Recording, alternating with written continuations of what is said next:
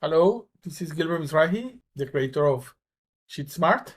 I have made a small improvement so you can save some money and it will not recalculate things that you create. So for instance, here I have a prompt that I use in this case. So the formula is AI GPT this text. So basically generate a reading for a tarot card, and here generates that. And if you can see, this is the content, but here in the formula part or the text, it shows the formula. But if you do other things, this may recalculate.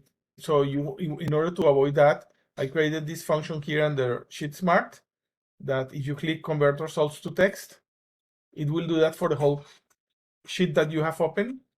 I will keep this cell highlighted so you can see how the formula will change to text. So if I click here, it's running the script, and now you can see here is the text, and that's it.